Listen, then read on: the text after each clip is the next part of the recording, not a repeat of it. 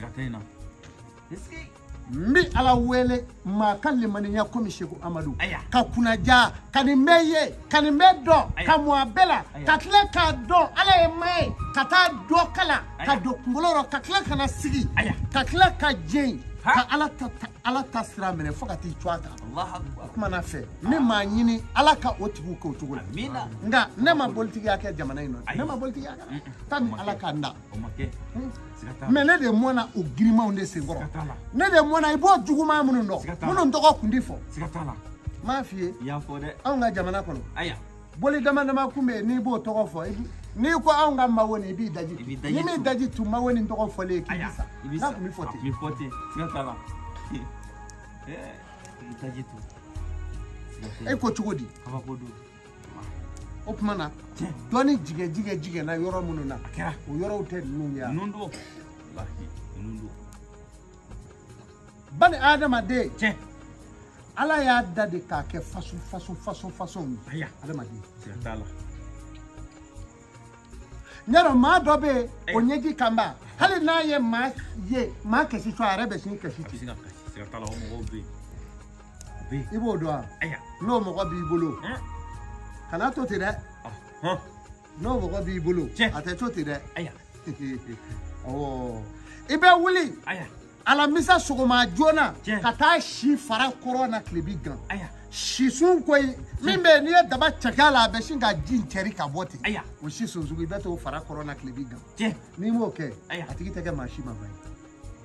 abe ni ko na ko aya ni ta nye do Sheikh Amadou Fleni ma nye ira sigatala ha baharu wa tibe ko ma ka le nyana dra le be shinga kachi alikashi sigatala ala abu ke kwa nda ke atege mashi ma bai aya abi famu safauna mogodo be deno ni ko kera nyana alli ma fa kodo abi yele aya alli ma par exemple do be mobile bi do ta moto tigu ta katibu yereketi abi sigi ka bolveka c'est doka ko bana ka yele ha ni o yi ka mogoro aya ibi shodo sure ani digan iri do be ko digan ani shop ibo de nyina na be cha be shinga kete ko to abikete achika ba fete ko pa sigatala wala ibo de nyino frendo kana du dagaro ka tobi ka mo atiti ko nai na mi ko nai aya afana be ti abiko kasara fana Allah sigatena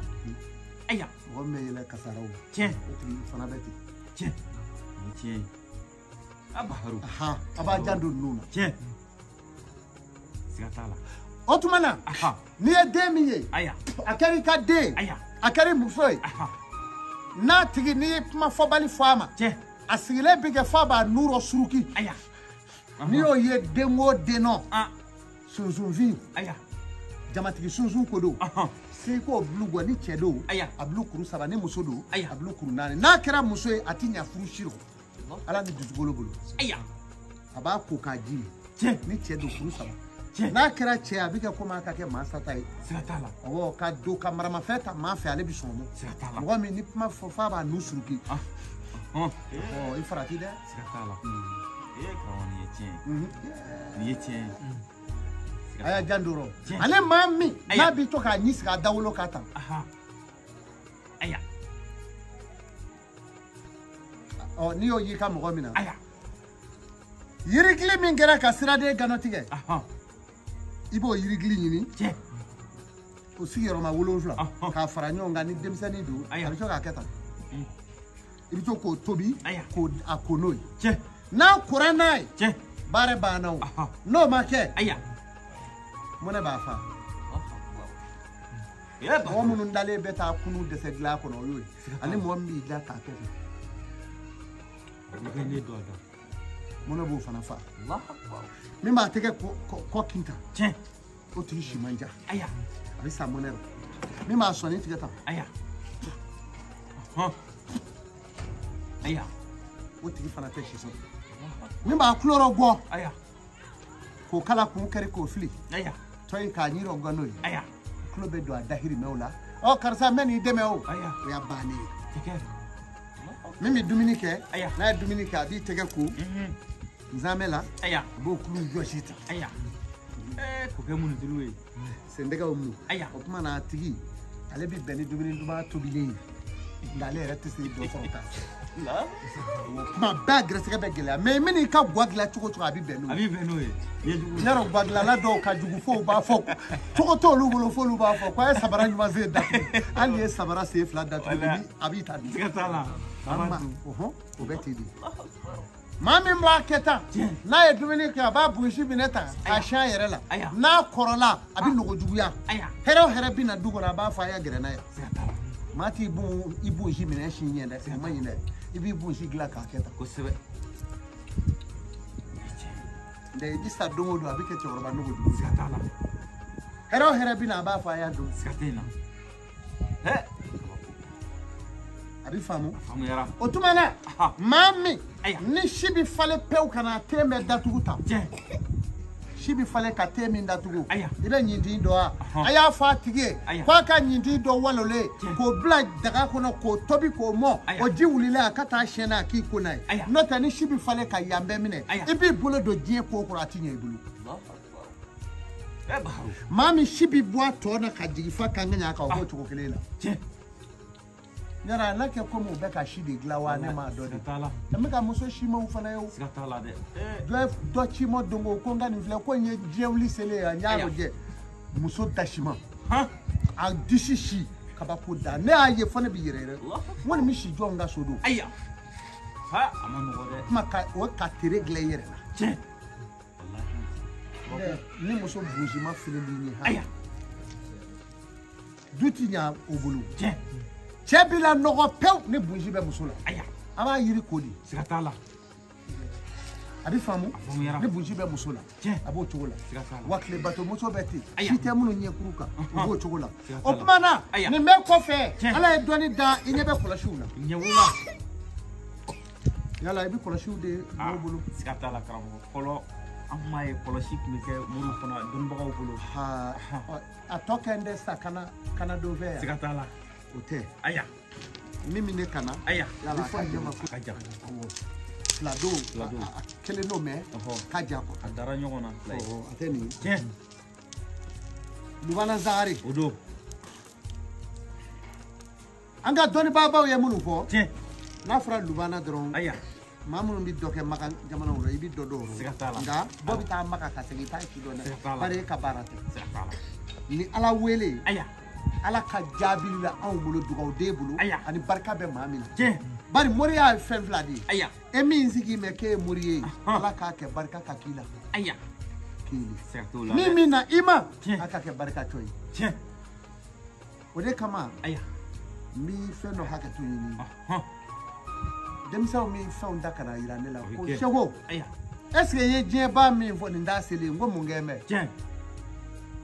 unyeba la do be ka musomani do baneni ku faneni ne ko mango nyaro je udona ka tigu ka page la je u ye fen wo fen baneni ka faneni abana fatu nganga neni o kuma sira de sikatala bari baneni ndado faneni ndado bari ube ka wale minge ni olu te munu be ka fanu baneni wajuli tise ka dame inju mo ble wajuli te bonya duma wajuli tu ke horonye bile dange mime fani baka ka neni o baneni faneni sugui durumuto la ble ne bari no tesa utise ka dabla ibe ta soro abela ni minge nde kulushi gbo o keme globi bo kuma na demse nunu mbe muso ble neni ka faneni ka baneni kuma o dola iba do ka be digira wala do ba dabla do were be no play yene faneni ka maneni ndenda ya faimo o iba do ayo memeni tungo kala rasulullah ala ko liye bloki bo kwati ya fa bi do jani be ko na ba fa ye au siraya wallahi ba fo baharu sikatala utabane wode kama fami ninne ni de kaka ama atoka di demsa munu nyenne nike uka rejo ingai uye nike rola de sikatala uma fa neni ngoi uma bay ne ne o ye den ne neni ani den wara goyoro min sigatala weekend sike de bora de musomani wara boyoro min aya o yo den neni sigatala weekend manyana malla bele horonama aya uto balaw mo ko ni abada ne o de laje o kuma na die ba kuma sira aya sambre tiseble aya fo demisa nunu ku kume njogo ina no ma ke dodo ibi bebamako ibi klushi gwale ka da muso ku klushi tashila bogotigi nungu ibi benu ye ni demisa nunu desa ma obi sira femi nyesa o de ye ni ya ke obe mfa na ka mane wala o kuma na sisa no kera maîtriser la ya o ka jo faraka sigatala baharu sigatena karamo ka sabali di ka sabali ka ni yoro laje na ka wajuli mase ka glable o ne ma mase ka maîtriser o ba she konte ba mana memi nyinu fe o ka fa nyimo nze mwaro nga dem nu men na yoro la o magogo yoro nyima no de do ne ni dagale du yetien ala tu mina mo fie o yoro ina sigatala yetien dem so na le klushi gobla réseau sans fait amako do koy mais ni asro ka bora yoro nyima no o bi se kia tisekake omono mi se ka klushi do ala no lu yo do ala kana jigo lu la sigatala adi che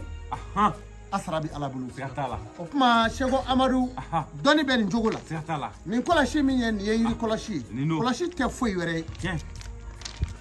do ben yeta ka bungo du sigatala ayo tew mine ka jide ma mulu faledu ali suno bi nyero ni bi kla mo gola ma do ibe aketa iba mena no la mena ka mi se itai ble sigatala aho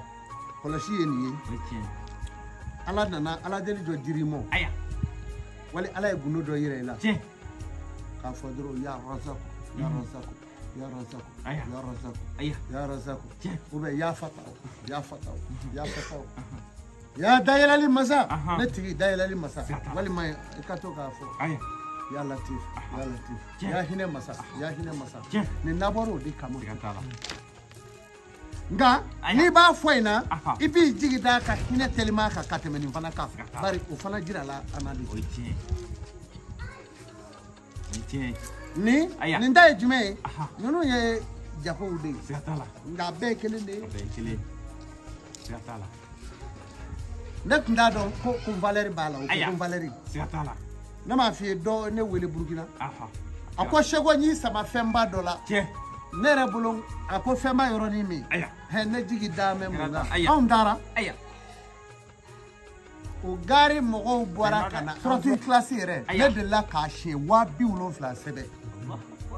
ka mo bla ka sebe kalo sabaw baka roke mako kabo ya famu sigatala wa avec la boy roke sigatena uni beku ala kaseka je tike chogo nyibulu ko sebe yino nga ala ni shitala do bolo koyi do te ni shi sebew do yere be ala bi je tike chogo nyaw bolo ka soro halo nyema dani nga sigatala ye ala yi sigatala ma na fora ala ma ko fa alu lima yuridu doni ba kana nyina ko de mo do mako be nyaka soro no ni doni ba re ma nyoko sigatala we ala ka daredi odo me mo do be iba me ma do be dot be sisa jamaro sa don troshi kura sigilenu ga do be no matu ka so kana te troshi tabulu de abeta o ka duguro kata tata kana nai mo do be no ka ko ma nyenyi ni atinya sigatala ni tiai ka mi dale tanya na ala fe ay sababu nyuma soro ka yele kata Ameriki bo ala me da ke ta Ameriki na la me da chugoro ese ki da ko ndara Ameriki ko ne remita he o de kama mo se ga lefi sigatala ma do esra me na bi kata da jamana ko ne e ta yoro kundo de hallo kunjura tiga furu sene da ya me mi soro to soro jamana nu na sigatena wallahi tamambe uka ko nyenyini soro ka ke uka ko nyenyini ka soro ka ke ndame mina ma bi bange do muna o do ine ka gele harma de ka ko be meni fo mo ye mo ka ndo ko yi sigatala wako kuma be bange do ni ko ni mo saraka ibe ka ko mi fa do ni la wa de be tedi sigatala mo bela jele dara ala fe ka keta mo do be here baka ni here baka na e bange do gla ibe ta soro here mi baka ala bi se ko nyogo mere faraka sigatala imaya mana ndume ka damo Sheikh Amadou Sidibé aya abonné lechu ninye kalimwe ni dalayilu kairati tari ndogo ba kono abede kalamu ba kono kalamu ba kono mo be ni belaje imani yewa folo ni doni ba nyuma na ka klelenya na ka horonya na yi ka ala deli finini ka dima kani ala deli ka ni kalimu ku pere ya famwa aba pere ka papier sebe to itokola ka sori nguna ka joy ni ala hera dima ni ma yorodo nu ku ya afe ka bla tasumala mana ika ko mechi me bi o te blide bari we mo ye nyon ya zo doni bagawo ni bi ta fe o la dri bana horonya ti kabini dobi te fe asile doni ne fe zoro ne tesegi abi tala wallahi abi fe zoro damina dro aba fo yi alinde tumatai wallahi atuminya o mengo sabu ere o de ala e ma do da ni no jera ka tege di yo mata tege muru ine shibe soroya ma do be ala ba da kwa bi fatu na tura ka ma do fota ala be shi farashi Allah o de kama aya tege di yo ama adon blo wallahi wala sababu to we sababu do kuma na ko imeni njogo ida o kuma na Sheikh Amadou kuno bango Amadou aya bonele cho ni ala sona na cho doni damo ala kamo kata furu inshallah bi ko re shugo mache ya nga le fly no be aya bonele to amena jiga ka sabu ma meja bango TV ko waru bugu fe ala ka here ka amina alhamdulillah rabbil alamin summa alhamdulillah ambe ala fo kala barakada anga abono ambe aw bela jele fo ka aw bela jele fana marhaba mamunu yan suivi réseau sanfɛ bi mun yan suivi Facebook sanfɛ mun yan lajɛ TikTok sanfɛ mun yan lajɛ YouTube sanfɛ ambe bela jele fo ka bela jele marhaba anga abono amo fo munu abonele do Taifatulahi Media la ambo fo munu abonele do Bango TV la munu abonele do Kibaru Bugu Fiyɛ la munu abonele do Sabujuma Media la ambe bela jele fo ka bela jele marhaba ni ne kunye ananga kuduwa ɲɔgɔn fɛ bi ni ne kunye ani anga dajuru mene ba ɲɔgɔn fɛ bi ka tugu alakira ko sallallahu alaihi wasallam ka taa aljinɛ kɔnɔ n'o ye Alhaji Sheikh Amadou Sidibé Bango Amadou Shugonga ani Malenfiya tana Mundugula farada Sabuɲuma an kun bɛ Sabuɲuma fiw na n'Ala sɔnna kun nana ka dɔni ala ye dɔni min kalifa la ka dɔ bɔ ka di aw ma a k'a yɛrɛ nafa ni a ye o kuna an b'a ɲini ala fɛ Sheikh Amadou ala k'a mɛn an kɔrɔ a ye min di aw ma ala k'a kɛ ka aw yɛrɛw nafa o kuna ala ka Sheikh Amadou mɛn an kɔrɔ ala ka hɛrɛw jidi wassalamu alaikum wa rahmatullahi ta'ala wa barakatuhu.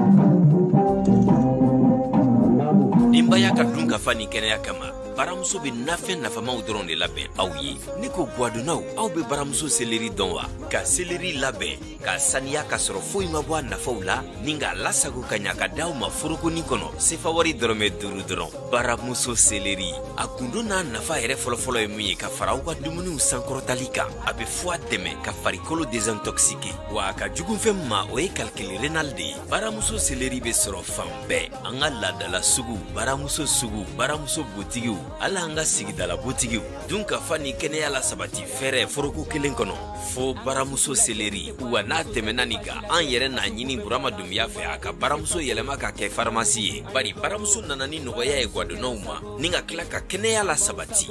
baramuso i ta i ka kow ye